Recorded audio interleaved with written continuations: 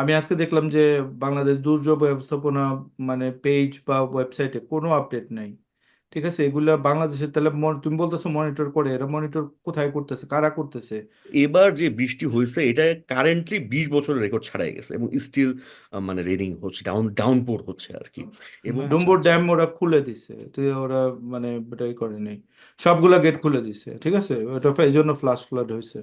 But একটা dam কিন্তু ভাঙছে এই বৃষ্টির কারণে হ্যাঁ এটা। হ্যাঁ হ্যাঁ, অবশ্যই ভাঙছে। তাহলে আমরা তো এটা মোটামুটি বলতে পারি যে এখানে তো আসলে পুরাপুরি পুরা ব্যাপারটাই প্রাকৃতিক সৃষ্টি এই মুহূর্ত পর্যন্ত আমরা যতটুকু দেখতে পাচ্ছি।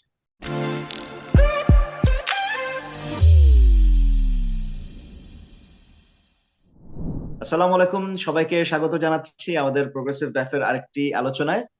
আমি সাফায়াত আপনাদের সাথে যথারীতি আছি। আমার সাথে আমাদের নিয়মিত দুজন আলোচক, জনাব ইমতিয়াজ মির্জা এবং জনাব রাশেদ, আমার প্রিয় মির্জা ভাই এবং রাশেদ ভাই তারাও আছেন।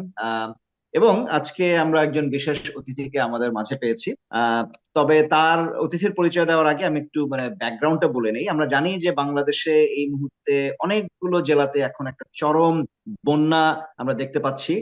বিশেষ করে আমরা এবং এর সাথে যেটা আমরা জানি যে ভারতের বিভিন্ন জায়গাতে যে আমাদের যে কমন যে নদীগুলো আছে এই নদীগুলোতে তাদের স্লুইস গেট বা বাঁধ খুলে দেওয়ার একটা যেটা আমরা খবর পেয়েছি, এবং যার পরিপ্রেক্ষিতে এটা এখন বাংলাদেশেও যে বন্যা হঠাৎ করেই বলতে গেলে এবং কোনো রকমের নোটিশ ছাড়া তারা যে স্লুইস গেট গুলো যে খুলে দিয়েছে এবং বাঁধগুলো খুলে দিয়েছে, যার পরিপ্রেক্ষিতে বাংলাদেশের বন্যা পরিস্থিতির রাতারাতি চরম অবনতি ঘটেছে। অনেকগুলো জেলার মানুষ এখন তারা তাদের ঘরবাড়ি থেকে মানে তারা ঘরবাড়িতে থাকতে পারছে না, তাদের ঘরবাড়ি তলিয়ে গিয়েছে, আমাদের অনেক রকমের ক্ষয়ক্ষতি হচ্ছে। তো আমরা এই সমস্ত বিষয় নিয়ে আলোচনা করার জন্যই আমাদের আজকের বিশেষ অতিথিকে আমন্ত্রণ জানানো। আমাদের আজকের অতিথি জনাব আসিফ ইমরান। ইমরান ভাই তিনি আহ, তিনি পেশায় একজন এনভায়রনমেন্ট স্পেশালিস্ট। Environment specialist. তিনি লেখাপড়া করেছেন এনভায়রনমেন্ট সায়েন্সে। তিনি তার ব্যাচেলর এবং মাস্টার্স দুটোই করেছেন নর্থ সাউথ বিশ্ববিদ্যালয় থেকে। এবং বর্তমানে তিনি একজন ন্যাশনাল এনভায়রনমেন্টাল স্পেশালিস্ট হিসেবে তিনি কাজ করছেন এশিয়ান ডেভেলপমেন্ট ব্যাংকের সাথে। ইতোপূর্বে তিনি একই ভূমিকায় তিনি কাজ করেছেন major bridge engineering company of China. এবং এই প্রতিষ্ঠানের সাথে তিনি কাজ করেছেন মূলত আমাদের ঢাকা আমাদের বাংলাদেশের যে পদ্মা ব্রিজ প্রকল্প সেই পদ্মা ব্রিজ প্রকল্পে। এবং তার পূর্বে তিনি ডেভেলপমেন্ট ডিজাইন কনসালটেন্ট লিমিটেডেও তিনি একই দায়িত্বে অর্থাৎ এনভায়রনমেন্ট স্পেশালিস্ট হিসেবে তিনি দায়িত্ব পালন করেছেন। তো এই জন্য যেহেতু আমরা আমাদের আজকের এই আলোচনাটা পরিবেশ নিয়ে, বন্যা পরিস্থিতি নিয়ে, এই জন্যই আমরা আসিফ ইমরান ভাইকে আমাদের এই অনুষ্ঠানে আজকে আমন্ত্রণ জানানো। তো ইমরান ভাই, আসসালামু আলাইকুম, আপনাকে স্বাগত জানাচ্ছি এবং ধন্যবাদ আমাদেরকে সময় দেওয়ার জন্য। মির্জা ভাই, আমরা শুরু করি। হ্যাঁ, আসিফ, ওয়েলকাম। আমাদের তো আমরা জানি যে বন্যা পরিস্থিতি এখন খুবই ভয়াবহ অবস্থা টার্ন নিয়েছে। আহ, আমাদের কুমিল্লা, ফেনী, তারপর লক্ষ্মীপুর, নোয়াখালী, এই বেশ কয়েকটা জেলাতে আম, প্রবল বৃষ্টিপাত হইতেছে, এবং ওইটা সংলগ্ন ত্রিপুরাতে আম, মানে ভারী বৃষ্টিপাতের কারণে আহ, আকস্মিক বন্যা পরিস্থিতি হয়েছে। তো ব্যাকগ্রাউন্ড হচ্ছে ত্রিপুরাতে প্রায় 8 জন মানুষ মারা গেছে এবং বহু সংখ্যক মানুষ নিখোঁজ। তো এর মধ্যে আমরা একটা কোয়াগমায়ার সিচুয়েশনের মধ্যে পড়ছি এখন, যে আমরা ভাবতেছি এবং আমাদের ফেসবুক জুড়ে অথবা আমাদের সোশ্যাল মিডিয়াতে সব জায়গায় মানুষ ভাবতেছে যে এটা আসলে ভারতের সৃষ্ট, ভারতের ম্যান মেড ডিজাস্টার। মধ্যরাতে হঠাৎ করে ত্রিপুরার ডম্বুরু বাঁধ খুলে দেওয়ার কারণে এই বন্যাটা সৃষ্টি হয়েছে, এবং আনপ্রেসিডেন্টেড লেভেলের বন্যা। 93 পর এই বাঁধটা মানে এভাবে খুলে দেওয়া হয়নি, এবং সবগুলো গেট খুলে দেওয়া হয়েছে। বিভিন্ন জায়গা থেকে বিভিন্ন ধরনের খবর পাই যেতেছি, এগুলি মানে ডম্বুরু বাঁধের কাহিনীটা ছাড়া অন্যান্য বাঁধের কাহিনীগুলো পুরোপুরি আনভেরিফাইড। যেমন আমরা তিস্তা ব্যারেজ ভেঙে গেছে এরকম কিছু খবর পাইছি, কিছু। তো এগুলা এখন এই মুহূর্তে আসলে ভেরিফাইও করা যায় না, আবার এগুলাকে ইগনোরও করা যায় না। তো যাই হোক, বন্যা পরিস্থিতি ভয়াবহ, এটা নিয়ে কোনো ডাউট নেই, কারণ আমাদের খুবই পরিচিত একজন মানুষ রাশেদ খান, তারপর এরা লিখতেছে যে তাদের ঘরের ভিতরে পানি ঢুকছে, এবং মানে এত বন্যা তারা কখনো দেখে নাই। আম, অনেক জায়গায়, অনেক জায়গায় ইভেন স্পিড বোট নিয়ে পৌঁছানো যেতেছে না। যেসব নিউজ পেতেছি খুবই হার্ট ব্রেকিং, যে হেলিকপ্টার দিয়ে উদ্ধার করা ছাড়া কোনো উপায় নেই। একটা নিউজ তো ডেইলি স্টারে আসছে যে একজন প্রেগনেন্ট মহিলা উনি ভেসে গেছেন এবং মারা গেছেন। তো এই ধরনের নিউজ এখন, কিন্তু আমরা চাই যে আসলে জিনিসটা জানতে, বিকজ যদি ভারতকে আমরা অ্যাকিউজ করি, উই নিড সলিড এভিডেন্স। আর এই কারণেই আমরা তোমার কাছ থেকে জানতে চাইবো যে আসলে এই, যেহেতু তুমি এই বাঁধগুলোতে কাজ করো, তুমি একটু মানে জাস্ট 2 মিনিটে ব্যাকগ্রাউন্ড দাও যে বাঁধের ব্যাপারে তোমার অভিজ্ঞতাগুলো কি, আর এটাতে আমরা মানে বর্তমান পরিস্থিতি থেকে আমরা আমরা এটা মানে এই নলেজটা ইউজ করতে পারি। থ্যাংক ইউ ভাই আমাকে আজকে আমন্ত্রণ জানানোর জন্য। তো সবার আগে আমরা আসলে আমার একটু কাশির মতো আছে। আমরা বাংলাতে সবই বলি বাঁধ, কিন্তু ইংলিশে আবার আলাদা আলাদা নাম আছে, যেমন একটা হচ্ছে ব্যারেজ, একটা হচ্ছে ড্যাম রিজার্ভার, এবং একটা হচ্ছে ওয়ার, হুম আবার এমব্যাঙ্কমেন্ট। এখন সবগুলোকে বাংলায় কিন্তু আমরা বাদ বলি। এখন আমি একটু বেসিকে বলি, ব্যারেজ আসলে কোনটা। ব্যারেজের শুধু একটা কাজ হচ্ছে এই যে পানির ফ্লোটা যাচ্ছে, আমি ফ্লোটাকে এরকম আটকে রাখছি, হুম আর গেট প্রয়োজন মতো গেটটা খুলে দিব, এই ব্যারেজটাকে আটকে রেখে পানিটাকে আমি আরেক জায়গায় নিয়ে যাচ্ছি। এটা হচ্ছে ব্যারেজ। আর ড্যাম রিজার্ভারটা হচ্ছে খুবই মানে কি বলে, এটা হচ্ছে kind of engineering thing. Kaptai বাঁধ, কাপ্তাই কাপ্তাই হ্রদ। কাপ্তাই বাঁধ, হ্যাঁ। হ্যাঁ। আবার এই যে ডুম্বুরু, হুম এখানে কি হচ্ছে, আমার জাস্ট নদী আছে, আমার একটা পাহাড়ি এরিয়া, হুম এরিয়াটা আমার পাহাড়ি হতেই হবে, এবং পাহাড়ি নদীটাকে আমি আটকে রাখছি। তো তখন কি বলে যে পাহাড়ের নিচে পানিগুলো আস্তে আস্তে জমতেছে, হুম যেমন হুপার ড্যাম, ওই পানি জমতে জমতে জমতে জমতে অনেক উপরে উঠতেছে, হুম এবং হুম তারপরে আমি এই যে নিচে একটা স্পিলওয়ে আছে, ওই পানিটাকে নিচে ছেড়ে দিচ্ছি। ওই যে পানিটা এত ফোর্সে নিচে পড়তেছে, তো ওই ফোর্স দিয়ে আমি আবার ড্যাম, সরি, টারবাইনটা জলবিদ্যুৎ। হ্যাঁ। যে টারবাইন ঘুরছে, আমার ইলেকট্রিসিটি উৎপন্ন হচ্ছে। এটাকে বাংলাতে বলি ড্যাম, কিন্তু এটাকে ইংলিশে বলি ড্যাম রিজার্ভার। আর এটা হচ্ছে ওয়্যার। এইগুলা এগুলো হচ্ছে যে হ্যাঁ, আমি পানিটাকে ছেড়ে দিয়েছি, ওয়্যারের উপর দিয়ে পানি চলে যাবে, এটা নিচ দিয়ে, হ্যাঁ নিচ দিয়েও যেতে পারবে, কিন্তু নিয়ম হচ্ছে যে এত মানে এই যে পানির লেভেলটা আস্তে আস্তে আস্তে আস্তে আস্তে আমি আমার এগ্রিকালচার কাজে ইউজ করতেছি, বেশি হয়ে গেছে, উপর দিয়ে অটোমেটিক্যালি চলে যাচ্ছে। হুম এটাকে বলে। তো বাংলাদেশ সবই বাদ। তো এখন এই যে আহ, বর্তমানে যে রেইনি সিজন, ইন্ডিয়াতে কিন্তু ব্যাপকভাবে বৃষ্টি হচ্ছে, যেটা বাংলাদেশও হচ্ছে। হুম হুম আমি এই যে একটু একটু আগে আমি আমাদের দুহাজারি কক্সবাজার রেল প্রজেক্টের কথা যেটা বলছিলাম, যে আমরা 100 বছরের ডেটা অ্যানালাইসিস করে, ইআই রিপোর্টের সব ডেটা অ্যানালাইসিস করে আমরা আমাদের প্রজেক্ট ডিজাইন করেছি, কিন্তু ইমরান, গত তুমি বছর কোন কোন প্রজেক্টে কাজ করতেছো এটা আমাদের ভিউয়ারদের জন্য একটু বলো প্লিজ। মানে আমি যেমন করছো এবং হুম আচ্ছা, যেমন সবার আগে আমি 2012 থেকে আমি এর সাথে জড়িত। আহ, আমি কনস্ট্রাকশন প্রজেক্টে ছিলাম, টুঙ্গি ভৈরব ডাবল লাইন প্রজেক্ট, যেখানে 71টা ব্রিজ ছিল, 4টা মেজর ব্রিজ, নদীর উপর ব্রিজ 4টা। হুম হুম তারপরে পদ্মা ব্রিজে ছিলাম। পদ্মা ব্রিজ তো কাইন্ড অফ ইঞ্জিনিয়ারিং মার্ভেল।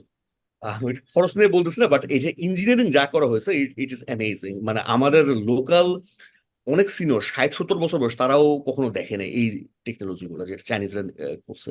হুম দেন আমরা ব্রিজের পরে আমি ছিলাম আখাউড়া লাখাম ডাবল লাইন প্রজেক্ট, ওইখানেও আহ 54টা ব্রিজ ছিল, 54 প্লাস 6টা মেজর ব্রিজ, 4টা নদীর উপরে। আর তারপরে এখন 2000 কক্সবাজার যে প্রজেক্টে আমি ছিলাম, এখানে তো আমি একবার এডিবি থেকে ছিলাম, তো সবকিছু একদম উপর থেকে দেখেছি। এখানেও মেজর ব্রিজ হচ্ছে 6টা, নদীর উপরে 6টা ব্রিজ, আর টোটাল ব্রিজ প্রায় 217টারও বেশি।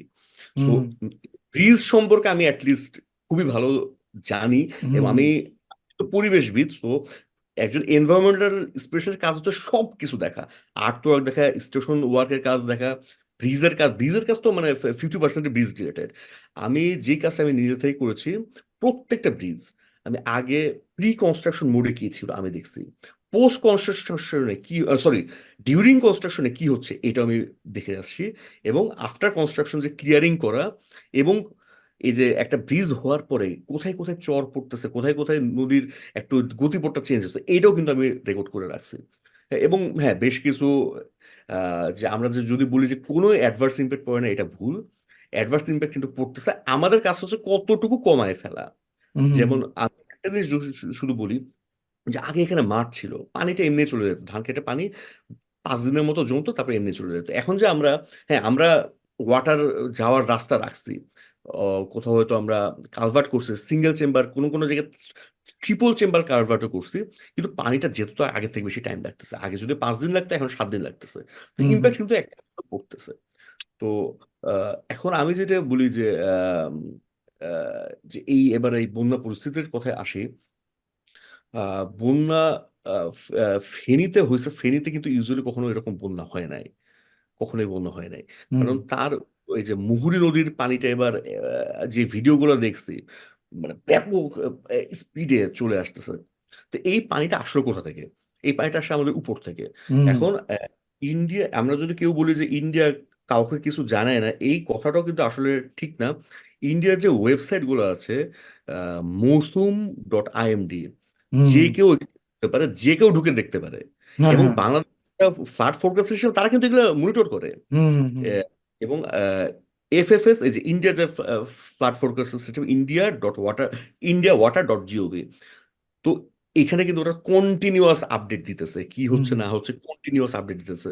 তো যারা বাংলাদেশেরও যারা ওয়াটার ডেভেলপমেন্ট বোর্ডে ফ্লাড ফোর্স, ওরাও কিন্তু এগুলোকে মনিটর করে রাখতেছে, কন্টিনিউয়াস মনিটর করে রাখতেছে। হ্যাঁ হ্যাঁ এবং আমি এই যে ওয়াসার প্রজেক্টও আছি, হয়তো আমরা এটা জানি না এই জিনিসগুলা, যে ওদের কিন্তু ডিরেক্ট টাইম মনিটরিং, ওদের যে ওয়াটার লেভেল মেজার করে ডিরেক্ট টাইম, কোথায় নদী বেড়ে যাচ্ছে ওরা কিন্তু সেকেন্ডের মধ্যে ওরা জানতে পারতেছে। হ্যাঁ হ্যাঁ। তো সেকেন্ডের মধ্যে জানতে পারতেছে। তো ঠিক, এইখানে একটু একটু ইন্টারাপ্ট করি আসিফ, তাহলে যদি এটা জানে, আমি আজকে দেখলাম যে বাংলাদেশ দুর্যোগ ব্যবস্থাপনা মানে পেজ বা ওয়েবসাইটে কোনো আপডেট নাই। ঠিক আছে, এগুলা বাংলাদেশের তাহলে তুমি বলতেছো মনিটর করে, এরা মনিটর কোথায় করতেছে, কারা করতেছে? আমরা কোথাও কোনো খবর পাইতেছি না। শুধু ইভেন প্রথম আলো বা এই ধরনের নিউজ পেপারগুলো তো অত নিউজ দিতেছে না। কোথায় মানে এই ধরো একটা জিনিস হলে আমরা তো ওই জায়গাটায় যাই যে ওকে ঠিক আছে এখান থেকে আপডেট পাওয়া যেতেছে, এত বিশাল একটা কাহিনী হইতেছে, বাট এই লেভেলের কোনো কিছু অফিসিয়ালি তো দেখলাম না। তোমার মুখে শুনলাম, I trust you, that is fine, but কোথাও অফিসিয়াল ডেটা বা অফিসিয়ালি গুলা কই, যারা আমাদের বলবে যে এই যে তুমি যে হুম, বললা কথাটা সুন্দর যে ওকে ঠিক আছে ইন্ডিয়া এটা করতেছে, and I know it from a scientific perspective, অথবা হুম, তোমার from a like logical person, বা মানে যেটুকু এটা ইটস আ ভেরি মানে কি বলে তোমার এটা অ্যাকসেপ্টেবল অ্যান্সার। কিন্তু এই জিনিসটা মানুষকে বোঝানোর জন্য বা ইসে করার জন্য কি কি করতে পারি আমরা, মানে কিভাবে বলবো এটা? হ্যাঁ, এইটা ঠিক যে আসলে ফ্লাড ফোরকাস্টিং সিস্টেম গুলো যে একটা জিনিস আছে, এইটাই বা কতজন জানে?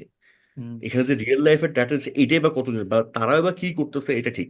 আমি যেমন ওদের রেফারেন্স গুলো, আমি এই যে আহ, ঢাকা ট্রিবিউন এবং ডেইলি স্টার বা যে বিজনেস ইনসাইডার, এখানে যে পেপারের ইয়েগুলো আমি সেভ করে রাখছি, হ্যাঁ এখানে আছে। এখানে হুম ওদের একজন অফিসারের নাম আছে, ওয়াটার ডেভেলপমেন্ট অফিসারের নাম আছে। কিন্তু এর বাইরে কিন্তু আমি নিজেও আসলে কিছু দেখি নাই। আচ্ছা বাট আচ্ছা আমি আমার নিজের এক্সপিরিয়েন্স থেকে যেটা দেখেছি, তারা কিন্তু রিয়েল টাইম মনিটরিং এর সিস্টেম বাংলাদেশে আছে, এবং অফিসারদের নিজেদের রুমেই আছে, মনিটরে তারা কিন্তু দেখতে দেখতে পারতেছে, এরকম হুম সিস্টেম কিন্তু বাংলাদেশে আছে আর কি। আচ্ছা আচ্ছা, that's a very good information. Safayat, Rashed, তোমরা যদি কোনো কোয়েশ্চেন থাকে জিজ্ঞেস করো। আরেকটু আমি অ্যাড করি, হ্যাঁ যেমন যে ফেনী নদীর ব্যাপারে আমাদের মিটিওরোলজিক্যাল ডিপার্টমেন্টে যেটা জানিয়েছে, তো হুম তাদের কাছে মিটিওরোলজি নিয়ে, তো তারা বলছে যে এবার যে বৃষ্টি হয়েছে, এটা কারেন্টলি 20 বছরের রেকর্ড ছাড়াই গেছে, এবং স্টিল মানে রেনিং হচ্ছে, ডাউনপোর হচ্ছে আর কি। এবং হ্যাঁ হ্যাঁ ইন্ডিয়াতে আরো বেশি হচ্ছে, হ্যাঁ ওদের এরকম রেকর্ড। এবং এইটা আমার মনে হয় যে ক্লাইমেট চেঞ্জের যে আমরা ইম্প্যাক্ট গুলো বলি, যেমন গত বছর আমি দেখলাম যে বান্দরবনে যেটা হচ্ছে 100 বছর রেকর্ড ছাড়াই গেছে, হুম এবার রেকর্ড ছাড়া যাচ্ছে। আমার মনে হয় যে এটা একটা মানে করবে। এখন ক্লাইমেট চেঞ্জ নিয়ে কিন্তু আমরা সবই কিন্তু আসলে সাইন্টিফিক এস্টিমেশন বা প্রেডিকশন, রিয়েলি লাইফে যে কি হচ্ছে এটা কিন্তু এক্স্যাক্টলি কেউ বলতে পারতেছে না। তবে হুম আমার মতে এগুলা কিন্তু একটা কজ হতে পারে আর কি, না, ক্লাইমেট গত চেঞ্জ। 5 বছরে তুমি দেখো অস্ট্রেলিয়াতে দেখলাম আমরা বুশ ফায়ার, ঠিক আছে, আহ, মানে ক্যালিফোর্নিয়াতে তোমার ড্রট দেখলাম, তারপর তোমার এই টর্নেডো দেখলাম, আমি নর্থ আমেরিকার কথা বলতেছি, তারপর এই বাংলাদেশ তো তোমার ওয়ার্স্ট ইম্প্যাক্টেড হবে। সো এটা কোন দিক দিয়ে ইম্প্যাক্টেড হবে? মানুষ ভাবে যে ক্লাইমেট চেঞ্জ মানে সব গরম হয়ে যাবে। নো, ইটস না নট। না না মানে না না মানে ক্লাইমেট চেঞ্জ মানে ড্রাস্টিকলি চেঞ্জ হবে, এবং এটা নিয়ে তো হিউজলি ডিবেটেড, ওই কনজারভেটিভ গুলা এগুলা কোনোভাবেই মানতে চায় না বা ই করতে চায় না। সো ভেরি টাফ মানে সিচুয়েশন ওদের কিন্তু মানে নিজস্ব বোঝানোর জন্য। সায়েন্টিস্ট আছে, ওরাও কিন্তু সায়েন্স দিয়ে এটা প্রুভ করতেছে যে এগুলো আসলে কিছু হবে না। হ্যাঁ হ্যাঁ, না না, টাকা খাওয়ানো সায়েন্টিস্ট মানে জি এটা তো জানো।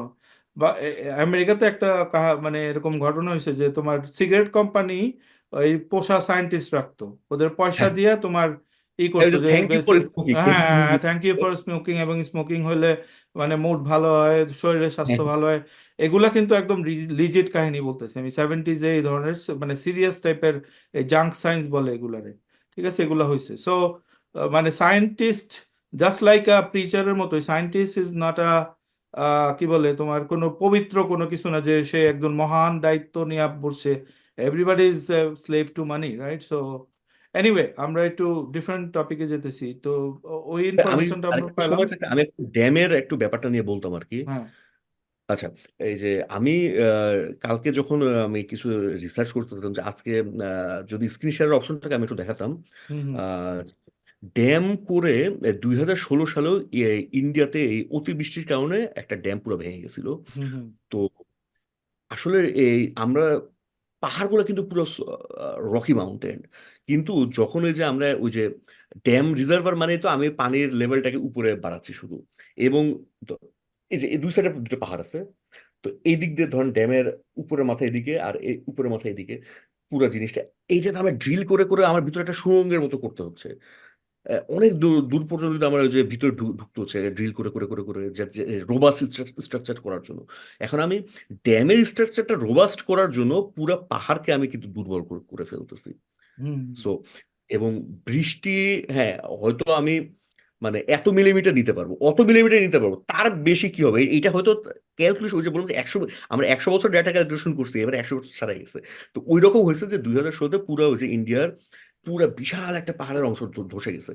এটা যে স্যাটেলাইটের যে ছবিটা ওইটা দেখলেই মানে মানে ভয় লেগে যায়, জাস্ট মানে পানির শক্তি। তো এবারও ওই যে ভিডিওটা আসলো যে ওই যে আপনার ডুম্বুর ড্যাম যেটা ভেঙে গেছে, তো এটা তো একেবারে আনপ্রেসিডেন্টেড।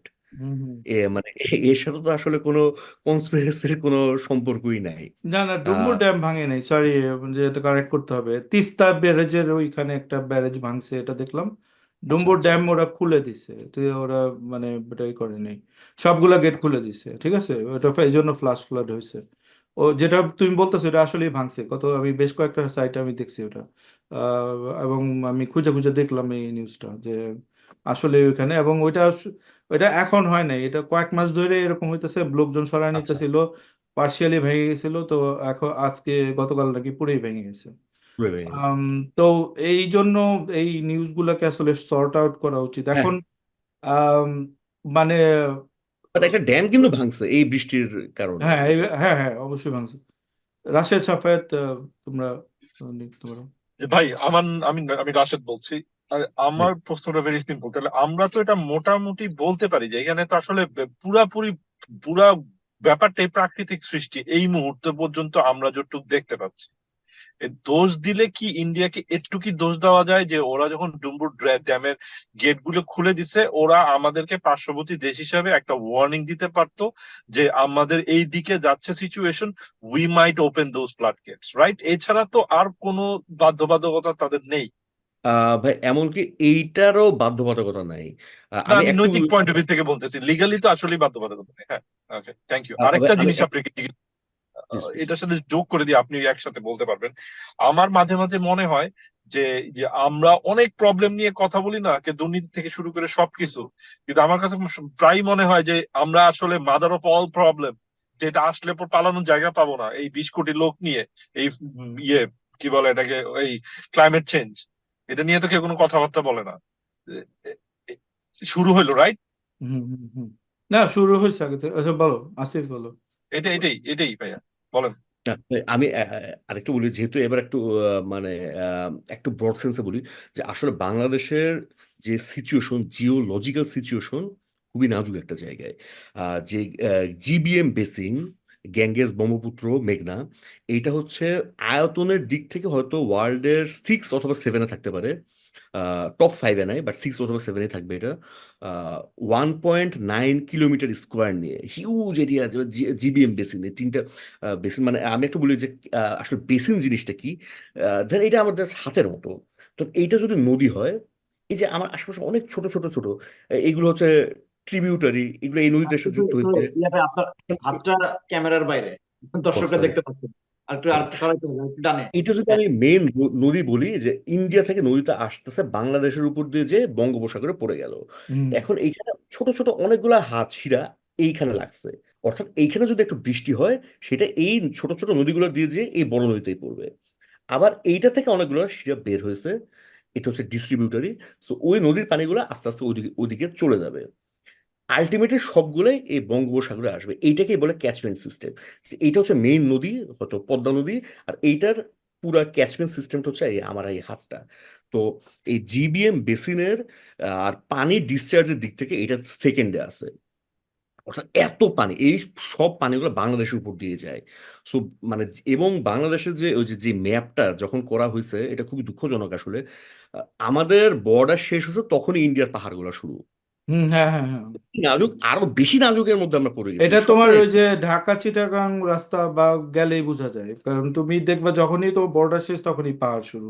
তখনই এভরি পাহাড় শুরু। মানে প্রায় তোমার 100 কিলোমিটার তুমি এটাই দেখবা শুধু। জি জি। হ্যাঁ, হ্যাঁ, এবং এই যে ইন্ডিয়া যে আপনার যে গজলডোবা বা টিপাইমুখ এগুলা করতেছে, হ্যাঁ ওরা একটা ইয়ে হচ্ছে যে ওরা ইলেকট্রিসিটি পাবে, কিন্তু এই ড্যাম গুলা কিন্তু একটা ওয়েপন। আচ্ছা, মানে এইটা, হ্যাঁ, এটা একটা ওয়েপন হিসেবে কিন্তু কাজ করবে। হ্যাঁ, কিন্তু হ্যাঁ, হ্যাঁ, তো এখন আহ, একটা সমস্যা যে ওয়েপনটা দেখতে হবে যে কখন ওরা ছাড়ছে। এইটা আমি শিওর যে ওদের ওই যে যখন পানি এইবার উপচানোর মতো সিচুয়েশন হয়েছে, তখনই কিন্তু ওরা ছাড়ছে। সো আচ্ছা, এইখানে আচ্ছা। কিন্তু মানে একেবারে ওদের মানে ইভেন ওদেরকে পুরোপুরি ছাড়ার কিছু নাই, it's a natural disaster but they are taking advantage of it, can I put it this way? আমাদের বললাম তো যে এখানে আমাদের মানে জিওলজিক্যাল সিচুয়েশনটাই কিন্তু এরকম খুবই মানে নাজুক একটা অবস্থায় আমরা পড়ছি। তো এখন আরেকটা জিনিস কি ভাই, দেখেন আমরা হয়তো ওদেরকে কন্ট্রোল করতে পারবো না, এবং দেখা গেছে যে এই যে সব জায়গাতেই শুধু ইন্ডিয়া, দুই হুম, একটা দেশ হলেও একটা পার্চেসিং পাওয়ার থাকতো, কিন্তু সব জায়গাতে ইন্ডিয়া, ওদের লেভারেজ এমনিতেই বেশি। হুম, তো হুম, হুম। বাট আমরা আমাদের নিজেদের কি করতেছি। আমি আমার একটা একটা এক্সাম্পল বলি, এটা হচ্ছে আহ, আহ, আড়িয়াল খাঁ নদীর উপরে যখন আমরা একটা ব্রিজ বানাচ্ছিলাম, মেজর ব্রিজ, তো পাশে দেখি যে ধরেন একটা মাদ্রাসার মতো, হ্যাঁ, বাট সবই গভর্নমেন্ট তখন, আওয়ামী গভর্নমেন্ট। ওই মাদ্রাসাটা নদীর পাশে, এবার আস্তে আস্তে শুধু এটা বড় হচ্ছে। হ্যাঁ, ওই গ্রেড বিম করে শুধু নদীর মধ্যে আসতেছে। প্রথমে হয়তো নদী থেকে 3-4 ফিট মতো, তারপর আরো বড় হইলো। তারপরে অলমোস্ট নদীর আমি বলবো যে ওইদিকে সাইডের 40% পর্যন্ত ওই গ্রেড বিম বসে গেছে, তারপরে বিল্ডিংটা উপরে উঠতেছে। তো এই আমরা আমাদের নিজেদের আর কালকে আমি আরেকটা নিউজ বের করলাম, 2020 সালের নিউজ, যে বিআইডব্লিউটিএ ওরা 4.5 একর জায়গা উদ্ধার করছে, দখলমুক্ত করছে শুধুমাত্র ওই যে হাজী সেলিম এরিয়া থেকে। শুধু হ্যাঁ। এক একজনই 4.5 একর নদী দখল করে রাখছে।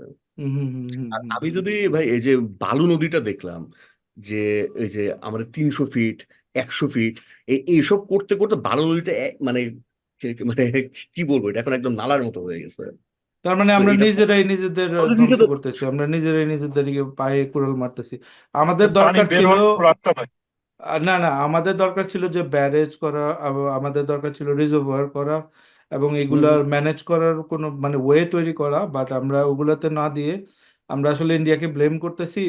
এন্ড ইন্ডিয়া ব্লেম হওয়ার যোগ্য, বাট মানে আমাদের নিজেদেরও মানে অনেক কিছু করার আছে এখানে। আচ্ছা, আমি একটা এটা একটা কোয়েশ্চেন, রাশেদ, একটা ভাই, সেকেন্ড। হ্যাঁ, হ্যাঁ, একটা কোয়েশ্চেন আমি করতে চাই, সেটা হলো যে এই যে তোমার ক্লাইমেট চেঞ্জের কারণে যে ডিজাস্টারটা মানে তৈরি হইতেছে, বা মানে এই যে এই জিনিসগুলা মানে হইছে, ইমিডিয়েটলি আমাদের হাতে কি কিছু করার আছে এখন, যে আমরা আহ, মানে একটা জিনিস আমি চিন্তা করতে পারি, সেটা হলো যে এই মানে করসপন্ডেন্স বাড়ানো, উদ্ধার করা ছাড়া এখন কি তো আর কোনো কিছু করার উপায় নেই, না মানে ফ্রম দ্যাট পার্সপেক্টিভ। এখন আর তাহলে আমাদের হাতে এখন বর্তমানে শুধু উদ্ধার কাজ করতে হবে, এছাড়া মানে শর্ট টার্মে মানে আমাদের আপনি কিছু করার নেই। 1 মাসের প্ল্যান বলেন, 1 মাসে শুধু উদ্ধার কাজ। কিন্তু আপনি যদি 20 বছরের প্ল্যান বলেন, হ্যাঁ অনেক কিছু করা যাবে। অনেক কিছু করা যাবে, অনেক কিছু। 30 বছরের প্ল্যান বলেন, আরো অনেক কিছু করা যাবে। হ্যাঁ, রাশেদ। আচ্ছা ভাইয়া, আমাকে একটা জিনিস একটু বুঝায় বলেন তো। আমাদের দুইটা প্রশ্ন, একটা হলো যে যদি টেম্পারেচার 1 ডিগ্রি বাড়ে, যেটা বলতেছে সবাই যে গ্লোবাল টেম্পারেচার বাড়বে, তাহলে তো পৃথিবীর সবচেয়ে বড় বরফের রিজার্ভার আমাদের মাথার উপরে নেপালে, এগুলো হুম, হুম, গললে তো আমাদের উপর দিয়ে যাবে, রাইট?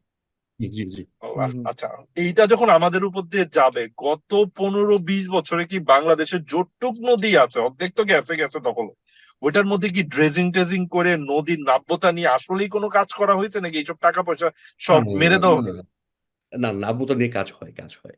আবার এই যে ওকে। পানি উন্নয়ন বোর্ড এবং বিআইডব্লিউটিএ, বিআইডব্লিউটিএ এটা একটু স্পেসিফিক, ওরা শুধু ওদের চ্যানেলগুলো করে। আর পানি উন্নয়ন বোর্ডরা হচ্ছে যে যখন আর আমাদের আসলে বাংলাদেশটা তো জন্মই নিয়েছে সেডিমেন্ট দিয়ে। হ্যাঁ। মানে যে সেডিমেন্টটা এখন আমাদের জন্য গলার কাটা হয়ে গেছে, ওই সেডিমেন্ট হয়েছে বলে কিন্তু আমরা বাংলাদেশের একটা বলে একটা দেশ পাইছি। তো এখন ভাই আমি একটা জিনিস বলি, যে আসলে ক্লাইমেট চেঞ্জের আমরা যখন স্টুডেন্ট ছিলাম, তখন আমরা একটা ওই যে চার্টের মতো পড়ছি, এটা আবার ইউএন ডেভেলপ চার্ট, যে 2012 সালে বাংলাদেশে কত পার্সেন্ট নাকি ডুবে ডুবে যাবে, এবং 2024 সালে নাকি বাংলাদেশের 6% ডুবে যাবে। কিন্তু ভাই রিয়েলিটি কি আমি বলি, আমি বাংলাদেশে প্রায় 10-12 একদম রিমোট যেই আহ, দ্বীপগুলো আছে ওখানে সার্ভের কাছে গেছি, বায়োডাইভার্সিটি সার্ভের কাছে গিয়েছি। তো ধরেন নৌকাতে নৌকাতে আছি, মাঝ মাঝ সমুদ্র, আশেপাশে দেখবেন যে শুধু সমুদ্র। তো এর মধ্যেই ওই নৌকার লোকরা নিচে নেমে যাচ্ছে, এতটুকু পানি। ওকে। মানে আচ্ছা এমনি আচ্ছা। দেখে মনে হচ্ছে যে মাঝ সমুদ্র, কিন্তু ওইখানে পলি জমে জমে যাচ্ছে যে এতটুকু এতটুকু পানি, ওই সমুদ্রের মধ্যে এরা দাঁড়ায় আছে। আরেকটু সামনে যে দেখবেন যে মানে সামান্য হয়তো একটু দ্বীপের মতো দ্বীপ বোঝা যাচ্ছে না, ওইখানে কোটি কোটি ওই যে অতিথি পাখি এসে বসে আছে, কিন্তু আহ, দেখে যাচ্ছে যে সমুদ্র, তার কিন্তু মানে গেলে দেখা ওখানে, যাচ্ছে 1 ফুট নিচেই হচ্ছে মাটি। আচ্ছা আচ্ছা, তার মানে ওখানে এবং চর আরো নতুন জড়তেছে নতুন কিন্তু মানে। দ্বীপ বের হচ্ছে, হ্যাঁ হুম বাংলাদেশের হুম। আরো নতুন নতুন দ্বীপ তৈরি হচ্ছে আর কি। আর আরেকটা জিনিস যে ধরেন যে আপনার যদি সি লেভেল রাইজিং, যেটা টেম্পারেচার বাড়লে হয়তো সি লেভেল রাইজিং হবে, কিন্তু টেম্পারেচার বাড়লে তো আরো বেশি ইভাপোরেশন হবে। এই জিনিসটা কিন্তু কারো মাথায় নেই, এবং এটা কিন্তু আসলে একটা রিসার্চ করে দেখা দরকার, যে অতটুকু টেম্পারেচার যদি বাড়ে, ইভাপোরেশন হয়তো আরো বেশি হয়ে যাবে। তো ইভাপোরেশন গুলো তো আর মহাশূন্যে যাবে না, এটা তো আবার পড়বে পৃথিবীতেই না? আবার পড়বে, আবার বৃষ্টি হবে, হুম। বৃষ্টিপাত আরো বেশি হবে। হ্যাঁ তো হ্যাঁ হ্যাঁ। মানে এই মানে থরো রিসার্চ কিন্তু হয় নাই। এটা জাস্ট আচ্ছা। মানে কি বলবো, একটু সুপারফিশিয়াল কথা আর কি, যে সি লেভেল রাইজ হলে বাংলাদেশ ডুবে যাবে। যেটা কিন্তু আমরা বলবো যে 2024 নাকি 6% ডুবে যাওয়ার কথা ছিল, কিন্তু ডুবে না, আরো ল্যান্ড উঠতেছে আর কি। তো আচ্ছা এই যে আচ্ছা আচ্ছা। দেখেন যে ইন্টারেস্টিং যেটা বলতেছি, যে সেডিমেন্টেশন কোন কারণে বাংলাদেশ জন্মেছে, এবং ওই যে ওয়াটার ডেভেলপমেন্ট বোর্ড কিন্তু করছে ওদের ওই যে ওই এই যে আমরা যে বাড়িঘর বানাতে যেই বালিগুলো ইউজ করি, এগুলো কিন্তু সব নদী নদী থেকে আসা বালি। আচ্ছা আচ্ছা আচ্ছা। তবে তো আমি ঠিক নিজে আছে। খালি হ্যাঁ। ওই যে এই বিভিন্ন নদীর নাম দিয়ে দিয়ে বলে এইখানকার বালিগুলো এরকম, ওইখানকার ওই নদীর বালিগুলো এরকম। তো মানে এটা একটা কন্টিনিউয়াস প্রসেস আর কি। আচ্ছা ঠিক আছে। তো আম, মানে আমরা শেষ পর্যায়ে চলে আসছি আসিফ। আমার একটা প্রশ্ন ছিল, আমার একটা হ্যাঁ প্রশ্ন বলো। ছিল। আচ্ছা, আমি আমার প্রশ্নটা হচ্ছে, ধরেন এখন আমরা যদি বুঝতে পারি যে ঠিক আছে, এখানে আসলে ইন্ডিয়াকে আসলে যতটা ব্লেম দেয়া হচ্ছে, ততটা হয়তো তাদের ব্লেম পাওয়ার কথা না। আহ এখানে আমার মানে অনেক রকমের অনেকগুলো ফ্যাক্টর এখানে কাজ করছে। হ্যাঁ, ডেফিনেটলি কিছুটা তো তাদের এখানে দায় আছে অবশ্যই। কিন্তু এখন ভাই এই দায় ধরনের অবশ্যই আছে, তুমি ড্যাম গুলা বানাইছো, তুমি ড্যাম গুলা বানায় আমাদেরকে এমনি বিপদের মুখে ফেলে দিচ্ছ, কারণ তোমার টাকা আছে, তোমার ক্ষমতা আছে, হ্যাঁ, এবং ইচ্ছা হইতেছে, হ্যাঁ ইচ্ছা হতে হতো না, প্রয়োজন মানে সিচুয়েশন হয়েছে, তুমি আবার ড্যামও খুলে দিচ্ছ। তো অ্যাটলিস্ট আমাদের কম্পেনসেট গুলা তো দাও। অ্যাটলিস্ট আমরা তো এটা বলতে পারি, তোমরা তোমাদের ড্যাম তো আর উঠাই দিবে না, বাট এই যে আমাদের যে এতগুলা ক্ষতি হইতেছে, এতগুলা মানুষ মরতেছে, এই এই দায় আমরা নিবো কেন? You have to compensate us, at least এই কথাটা তো বলতে হবে আমাদের। হ্যাঁ হ্যাঁ। না, এখন তাহলে এই ধরনের পরিস্থিতিতে আমাদের মানে ভবিষ্যৎ মানে এখান থেকে আমরা মানে হাউ টু মানে আমাদের মানে ভবিষ্যতে আমরা মানে কি করতে পারি যে এই এই একই রকমের পরিস্থিতি যেন বারবার পুনরাবৃত্তি না ঘটে। এইটা এইটা আমি ওই যে ডক্টর ভাইয়া, আসিফ আমি সাফায়েত ভাইয়ের প্রচেষ্টাতে একটা জিনিস অ্যাড করে দিই। গিভেন দ্যাট যে ইন্ডিয়া এরকম আচরণই করবে, তো আমরা ধরে নিলাম যে ইন্ডিয়া এরকম আচরণই করবে, আমরা ওদের ওরা আমাদের কথা শুনবে না, আমাদের সাথে নেগোশিয়েট করবে না। এবং এটা হোয়াট উই করবেই, ক্যান, এটা করবেই। হ্যাঁ, um, what we can do to save ourselves in future. এটা একটাই হতে পারে, যে এটা আমি যে আসিফ নজরুল স্যারের কথাই বলতাম, উনি আমাদের যখন ক্লাস নিতেন, তো উনি বলছে যে এই যে আমাদের পররাষ্ট্র নীতিটা যদি শক্তিশালী হতো, মানে আমি বলবো যে ইম্প্যাক্ট কখনোই কমবে না, কিন্তু ইম্প্যাক্ট একেবারে জিরো কখনোই হবে না, কিন্তু এটাকে অনেক কমানো সম্ভব, অনেক কমানো সম্ভব। যে আপনি ওই যে এটাকে একটা বলে যে catchment management, transboundary catchment management, joint river management, এটা বেশ কিছু পলিসি আছে এর আন্ডারে। এমনকি আসিফ নজরুল স্যার নিজেও অনেক পলিসির মধ্যে উনি জড়িত। তো এটা আমি হয়তো শুধু টেকনিক্যাল জিনিসটা বুঝবো আর কি, কিন্তু এইটা একেবারেই নীতি নির্ধারকদের ব্যাপার। ওরা যদি একটু স্ট্রং, যে আমি যে বললাম যে এই যে আমাদের বন্যা হইতেছে, তো তুমি একটা কম্পেনসেশন দাও। এখানে তোমার ড্যাম করার কোনো কথা ছিল না, তুমি ড্যাম করছো, ইলেকট্রিসিটি উৎপন্ন করতেছো, তো এখন আমরা সাফার করতেছি। তো গিভ অ্যান্ড টেকের মধ্যে হবে, নয়তো আমরা শুধু সাফারি করে যাব কেন? হুম হুম আর আরেকটা হচ্ছে ভাই, আমাদের আসলে নিজেদের ওই যে আমাদের নদীগুলোর অবস্থা খুবই খারাপ। কারণ আমি একটা জিনিস বলি যে এ, যেই ফ্লোটা আমাদের উপর থেকে আসার কথা, এটা কিন্তু কমে যাচ্ছে যত জায়গায় ওরা ব্যারেজ এবং ড্যাম দিচ্ছে। এবং আসলে ইন্ডিয়া কেন দিচ্ছে? ইন্ডিয়া নিজেদেরই পানি নাই। মানে ইন্ডিয়ার বেশ কিছু জায়গা আছে যেখানে কোনো পানিই নেই। অ্যাটলিস্ট বাংলাদেশে তো আমরা অ্যাটলিস্ট পানিটা পাই, কিন্তু ইন্ডিয়ার অনেক জায়গায় আছে পানি নেই, তো ওরা ওই যে পানিগুলোকে ওদিকে ডাইভার্ট করতেছে। আচ্ছা, জি আমি ভাই। একটা জিনিস অ্যাড করতে চাই। মানে আসলে এটা অনেকে ইন্ডিয়া সম্পর্কে মানে জিরো আইডিয়া, এই জন্য অনেক কিছু বলে পাবলিক। ইন্ডিয়াতে এরকম অবস্থা যে ওদের যে রাজ্যগুলা, ওই রাজ্যগুলোর মধ্যে পুরোপুরি যুদ্ধ হয়ে যায়। লাইক দে জি ট্রিট জি অ্যাজ আ বাংলাদেশ। ধরো বাংলাদেশের সাথে তো করতে পারে, কারণ Bangladesh was a vassal state. ওরা নিজেদের রাজ্যের সাথে নিজেদের রাজ্য মামলা আছে, অনেক ধরনের ঝগড়া আছে, বিশাল ঝগড়া আর কি। মানে মানে কেউ পানি দিবে না, নদী শেয়ার করবে না। হ্যাঁ হ্যাঁ সো হ্যাঁ হ্যাঁ। আমরা যদি মনে করি যে এটা শুধু বাংলাদেশের সাথে ইন্ডিয়ানরা করে, ওরা না। নিজেদেরকে নিজেরা পানি দিতে চায় না, then you can take it like ওরা বাইরের একটা দেশের সাথে কিরকম আচরণ করতে পারে। এটা এক্স্যাক্টলি এক্স্যাক্টলি এটা আমাদের এক্স্যাক্টলি। সত্যটাকে সত্য বলতে হবে, কারণ এটা এটা ইটস আ রিয়েল ফ্যাক্ট। এবং এটা সবারই জানা উচিত, আমার মতে এটা সবারই জানা উচিত যে হাউ দে, মানে এটাকে তারা কিভাবে দেখে। এটা তাদের আরেকটা এক্সিস্টেন্সিয়াল, মানে তাদের জন্য একটা মানে ডিজাস্টার এটা। সো তুমি যেটা বললে আমি এটার সাথে একটু অ্যাড করে দিলাম, বলো। জি জি এক্স্যাক্টলি এক্স্যাক্টলি ভাই। তো আহ, এই যে মানে ওরা আরো অনেকগুলো প্রজেক্ট দিচ্ছে, ওগুলোর ফিজিবিলিটি স্টাডি হয়ে গেছে যে পানিগুলো ডাইভার্ট করবে। এখন আমাদের যখন পানিটা কমে যাচ্ছে, ধরেন রিভার ওয়াটারটা আমার এখানে থাকার কথা, এটা এখন এখানে নেমে গেছে, তখন কি হচ্ছে? ব্যাক ওয়াটার ইফেক্ট হচ্ছে। হুম এই যে সমুদ্রের পানিটা তখন ভিতরে ঢুকে যাচ্ছে। সো হুম আমাদের দিকে আরো বেশি মানে ওই দিকটা এখন আমাদের ইয়ে করতে, কারণ আমি খুলনার একটা প্রজেক্টে আছি, এটা আমি দেখতেছি। এটা একটু দুঃখজনক যে আমি প্রস্তাব দিয়েছিলাম যে আমরা মানে ওয়াটার সাপ্লাইটা বাড়াতে হবে। তো এখানে ইম্পাউন্ডিং রিজার্ভার করা, গ্রাউন্ড ওয়াটার রিচার্জ করা, হ্যাঁ ইটস গুড, বাট অনেকগুলো কাজ। তো এর থেকে আমরা তো ডিরেক্ট সমুদ্রের পানিটাই নিয়ে ডিস্যালিনাইজেশন করতে পারি। হুম হুম। কিন্তু মানে অত দূর এখনো চিন্তা হচ্ছে না। তো ওই রকম একটু বেশি অ্যাডভান্স চিন্তা করতে হবে। মানে আমাদের নিজেদের কিন্তু অনেক কাজ এখনো নিজেদেরই করার আছে, তাহলে অনেক আমাদের কিছু এই করার আছে, অনেক অনেক কিছু অনেক করার আছে, টোটালি এগ্রি করি। তাহলে ঠিক যে আছে হ্যাঁ, বলো। মানে এই যে নদী থেকে যে যখন পাম্পিং দিয়ে নিচ্ছে, যে কি পরিমাণে পানি নিয়ে নেওয়া হচ্ছে, মানে এটা দেখলেই বোঝা যায়। তো হ্যাঁ পানিগুলো যদি আমরা এই সমুদ্র থেকে নেই, পুরোপুরি ফ্রি ওয়াটার, আমাদের নদীর পানিটা কিন্তু আস্তে আস্তে আরো বেড়ে যাচ্ছে, ইকোলজিক্যাল একটা সুন্দর একটা ব্যবস্থা হচ্ছে আর কি। আচ্ছা আচ্ছা। যে নদীর গুলার যে নাব্যতার থেকে আরো বেশি হইতেছে ওই যে দখলগুলা উঠানো। হ্যাঁ অনেক জায়গার দখল আছে বাংলাদেশে, গ্রাম বাংলায় তো আসলে অনেকে যায়ও না, যেখানে দখল টখল করে সব বসে আছে। অনেকে জানে, আমিও তো কাজে গেছি বলে আমি জানি। কিন্তু অনেক নদী একেবারে ধ্বংস হয়ে গেছে। এই চিপা আছে একটা চিপা, মানে ব্রিজ আছে, ব্রিজের ওপেনিংটা বিশাল বিশাল ওপেনিং, কিন্তু নদীটা এখন একটা জাস্ট একটা ড্রেনের মতো অবস্থা। হ্যাঁ নিজের হ্যাঁ। চোখে দেখ। ওকে, ঠিক আছে তাহলে সাফায়েত, মির্জা কোশ্চেন আর মির্জা কোনো ভাই, কিছু? শেষ আহ, করার আগে একটা কথা বলি যে এই বাংলাদেশের পানি উন্নয়ন বোর্ড বলেন আর যাই বলেন, এদের কিন্তু একটা ইন্টেলিজেন্স উইং থাকা জরুরি ছিল, যারা Exactly. অন্য দেশের ভিতরে তারা ইন্ডিয়াতে কি করতেছে সেই ব্যাপারে ইনফরমেশন বের করে বাংলাদেশকে রেডি রাখবে।